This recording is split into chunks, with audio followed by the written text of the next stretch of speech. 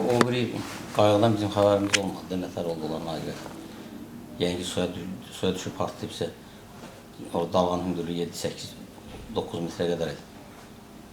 Nəhayət nətər oldu ama, yəni biz öz ayımızdaydı. Yəni, çöldən xəbərimiz yox idi. Hansı ki, külək çox tutmayan yerlər vardı. O üstü olduğuna görə minmək olmadı. İmeli şimal tərəfdən mindik. Şimal tərəfində külək güclü. Güclü külək vardı həmin günü. Şimal-qərb küləyidir. Böyük nakatda vardı. Özünün şimal hissəsində yerləşən kəmərlərdə cırılma və yanğın, cırılan kimi də yanğın baş verdi. Yəni qırılma baş verdi, qırılan kimi də yanğın baş verdi və bütün özülü platformanı yanğın bürüdü. Mən də məcbur oldum, yəni cəmaatı evakuasiyaya gəlsin. Biz məlumat verəndə rəhbərlik operativ, yəni həmin o xilasedicici müəyyən yaxın olan bütün gəmilər zadı bizi əhatəyə aldılar. Sadəcə olaraq dalğa o qədər böyük idi ki, dalğa çox böyükdü ki, yəni gəmi oraya yaxın ala bilmirdi. Gəmi yaxın almağa da məqsəd uyğun deyil, çünki gəminin özü məsələsində nəsə xəsarət törədə bilərdi və çox böyük dalğa idi, gəmilər yaxınlaşa bilmirdi. Böyle bir işimiz.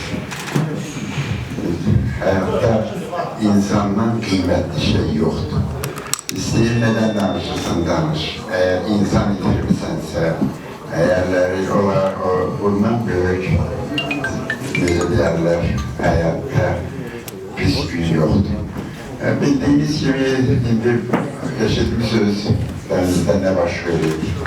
Ve hürmetli Prezident ferman vereyim. Kendisi devlet kendisi düzenleyip. Kendisi sadire Artur Məlimdir.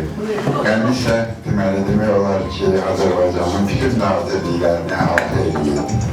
Şimdi kendisi öz işine başlayıp ve öz işini devam ettirecek.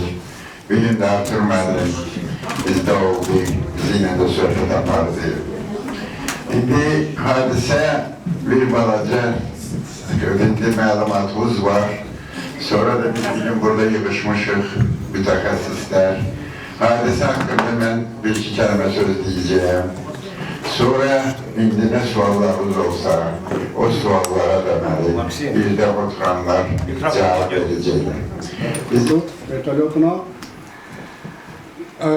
səhəri küləyin sürəti hardasa demək olar ki, biraz azalmışdı və biz Müslüm Maqamayev və Xalq müəllim qeyd elədi, digər azam vertolyotu ilə həmin özələ və sudan Müslüm Maqamayev gəmisi ilə vasitəsilə özələ tərəf yaxınlaşır. Bizim xilas edicilərimiz özələ çıxaraq, oradan polu kəsərək və bildiyiniz kimi xilas edici qayıq yumurta fasondur və onun batması və yaxud onun dağılması zərbəyə düşməsə qeyri-mümkündür.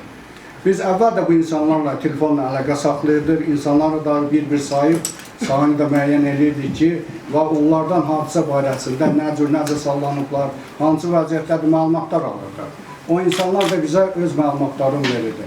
Bizim xilas edicilər həmin bu qayığı kəsərək, xüsusi alətlər vasitəsilə insanları özünün yuxarı hissəsindən qaldırdı. Və təxminən oradan biz 27 insan həmin xilas etmə qayığından çıxardıq. Bundan əlavə də 3 insan özəlin üstündədir.